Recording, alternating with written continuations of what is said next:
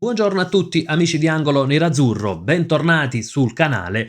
Buona domenica e che domenica oserei dire. Inter che vince a Roma, prende quantomeno momentaneamente la testa della classifica e quindi oggi dopo la live post partita nell'immediato di ieri sera torniamo su ciò che è stata Roma-Inter, su come l'Inter ha vinto il big match dell'Olimpico e ha dato un grandissimo segnale al campionato.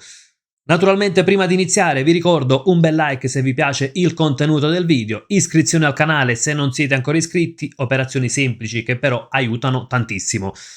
Torniamo sulla partita di ieri sera e mi verrebbe da dire in tanti che avevano già fatto il funerale all'Inter dopo la partita di Torino contro la Juventus probabilmente si staranno ricredendo, forse è stato fatto il funerale a questa Inter un po' troppo presto e non parlo soltanto dei tifosi avversari, tanti interisti anche parlavano di una squadra che ormai era una squadra allo sbando, una squadra da sesto, settimo posto addirittura, una squadra che doveva lottare per andare in Champions. Ovviamente non sappiamo come proseguirà il campionato, non sappiamo cosa ci aspetterà nei prossimi mesi.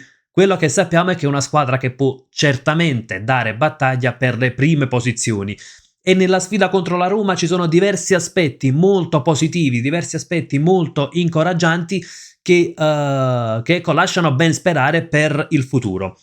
Iniziamo innanzitutto dal tipo di partita che è stato, cioè abbiamo la lavagna tattica già pronta per analizzare un paio di situazioni tattiche e è stata un Inter che ha interpretato benissimo la sfida dell'Olimpico. Vanno fatti i complimenti a Christian Chivu perché l'Inter è riuscita ad interpretare benissimo già inizialmente la partita e poi l'allenatore è stato bravo a leggerla anche in corsa. Iniziamo innanzitutto ecco, dal come arriva il gol di Bonny. C'è un errore difensivo di Indica perché c'è una lettura sbagliata. Gasperini col suo uomo contro uomo si espone anche a questo rischio. C'è la lettura sbagliata, però cosa va a sfruttare l'Inter? Difesa altissima della Roma, l'Inter prende palla, verticalizza Barella, va ad attaccare la profondità a Bonny e poi ecco va tu per tu col portiere avversario. Sembrava anche un po' incerto, però ha trovato comunque la rete, quindi benissimo Bonny e quindi un Inter che, come avevamo analizzato nel pre-partita, un Inter che riesce a sfruttare quello che la Roma concedeva, ovvero la profondità. Poi c'è l'errore individuale sicuramente, però bisogna sempre andarlo a forzare quell'errore. Vediamo che tipo di partita è stata. È stata una partita molto maschia, oserei dire, una partita fatta di tanti duelli, di intensità e una partita in cui si è giocato molto uomo su uomo, grandissimo pressing da entrambe le parti.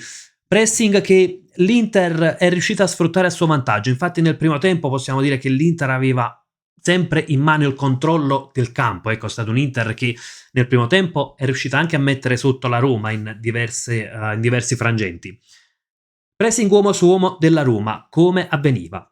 Conè prendeva praticamente andava a prendere Çalhanoğlu, Cristante andava su Mkhitaryan, Barella era preso spesso anche da Pellegrini che si abbassava un po', ecco, aveva un po' questa posizione intermedia e andava sulla nostra mezzala. Questo cosa comportava? I nostri calciatori, i nostri centrocampisti facevano tanto movimento. Quando facevano movimento i centrocampisti dell'Inter portavano fuori posizione i due centrocampisti della Roma. Automaticamente i due attaccanti non trovavano quel filtro davanti alla difesa giallorossa, potevano andare ad attaccare direttamente i difensori.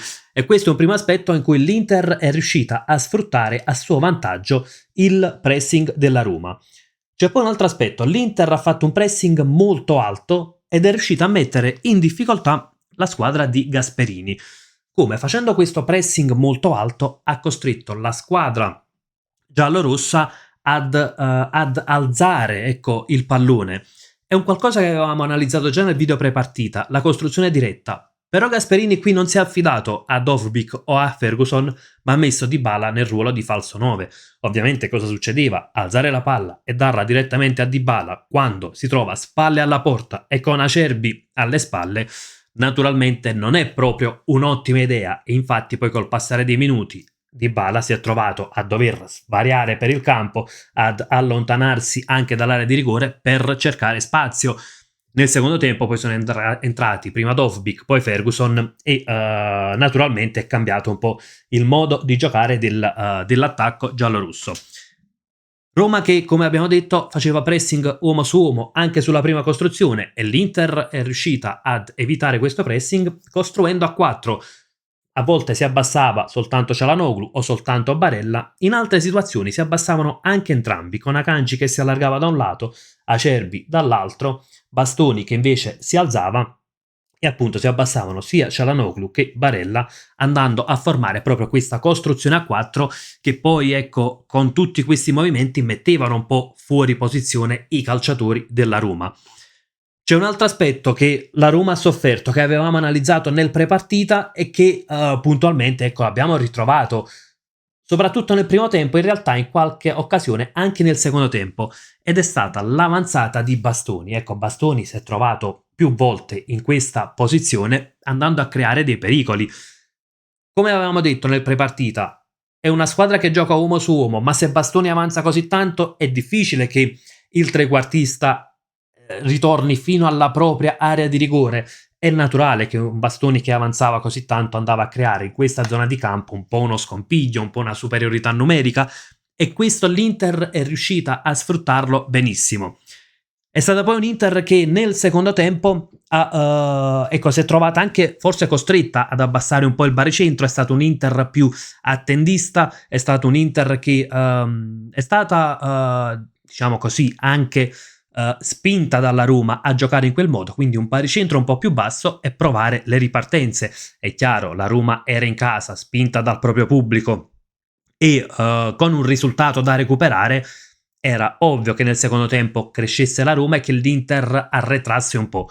Inter che però, oltre a quelle 2-3 occasioni che ha concesso, ma è naturale, che giocando all'Olimpico è impossibile non concedere nulla alla Roma, ma non ha sofferto particolarmente, è riuscita spesso a difendersi anche con ordine e è riuscita anche a bloccare le fasce laterali della Roma. Infatti anche quando c'erano Dovbyk e Ferguson non sono arrivati decine di cross all'interno dell'area, ma è stato un Inter che si è riuscito a difendere e poi magari ha provato anche qualche ripartenza, tra l'altro trovando anche un paio di situazioni pericolose con un palo tra l'altro di Mkhitaryan che avrebbe chiuso prima la partita, però insomma è stata sicuramente un'ottima Inter. Nel secondo tempo ci sono stati ovviamente dei cambi. Mi soffermerei su 2 cambi. Il primo è quello di Pia Esposito. Ancora una volta si dimostra il calciatore che mancava all'Inter, perché nel momento di maggiore sofferenza avere Pio che entra in campo, lotta fisicamente con l'avversario e quando Pio Esposito lotta sul fisico è difficilissimo fermarlo, magari tiene palla, riesce a smistarla per i compagni, in più di un'occasione ha guadagnato qualche calcio di punizione, quelle sono dei falli importantissimi perché spezzano il ritmo del gioco, permettono alla squadra di salire, permettono di riconquistare il pallone e quindi permettono di recuperare anche poi minuti che avvicinano alla fine della partita. Insomma, P. Esposito è quello che mancava all'Inter, il tipo di centravanti che all'Inter mancava da anni. Poi c'è stato, ecco, l'altro aspetto, l'ingresso di Frattesi. In realtà, più quando poi è entrato anche Sušić, ecco, è uscito prima è uscito Lautaro, poi è uscito Bonni e si è trovato praticamente P. Esposito da punta, Frattesi da sottopunta. Ancora una volta viene schierato in quel ruolo Frattesi, occhio perché secondo me Chivu sta lavorando per inserirlo stabilmente in quella zona di campo. Ovviamente non credo tra i titolari, anche perché sarebbe difficile togliere qualcuno, però insomma può essere un nuovo ruolo da affidare a Frattesi, ruolo che secondo me può fare bene, anche perché lo ha dimostrato anche stasera quando è entrato in campo, meglio ieri sera quando è entrato in campo, non ha fatto assolutamente male. Questa Inter lascia ben sperare per il futuro, perché è un Inter che ha imparato anche a gestire diversi momenti della partita quando nel secondo tempo si è trattato di chiudersi, di aspettare, ecco, non chiudersi in difesa, però avere un baricentro un po' più basso e ripartire. Quindi sicuramente è un Inter che continua a crescere dal punto di vista tattico.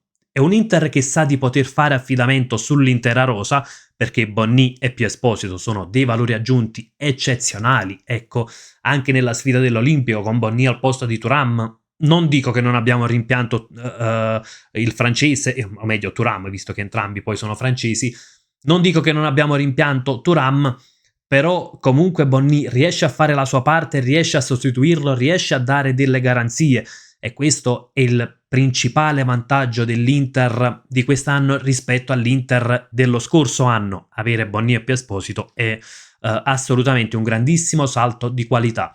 Salto di qualità che l'Inter, secondo me, ha fatto sia nelle riserve a centrocampo, dove c'è un Sucic in più, anche se poi non è che abbia esattamente brillato quando è entrato, però avere delle alternative permette di avere un Mkhitaryan più fresco, un Mkhitaryan che qualcosina ha sbagliato anche un po' sotto porta, però tatticamente è sempre un giocatore molto molto intelligente. E l'altro upgrade che ha fatto l'Inter è nel terzo di difesa a destra. Akanji per Pavard è stato un grandissimo salto di qualità. In tante occasioni abbiamo visto Akanji andare a lottare fisicamente, metterci anche l'irruenza nei contrasti, cosa che non sempre abbiamo visto fare a Pavard. Ecco, lì è un altro aspetto dove in tanti avevamo sentito dire esce Pavard, entra Akanji, l'Inter non ci guadagna nulla, invece poi sul campo si dimostra anche quello un grandissimo upgrade.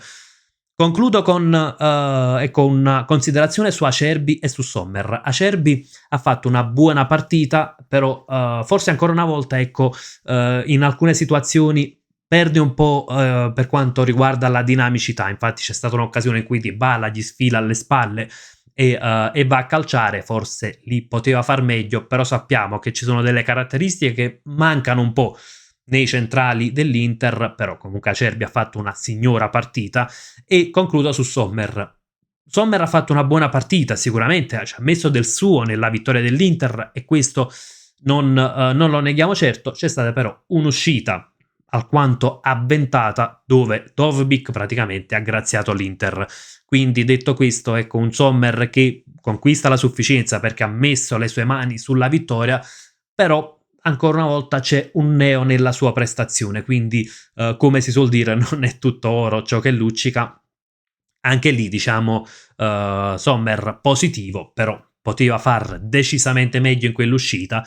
Per fortuna che non ci è costato un gol subito, altrimenti stavamo parlando in termini completamente diversi anche per quanto riguarda l'estremo difensore.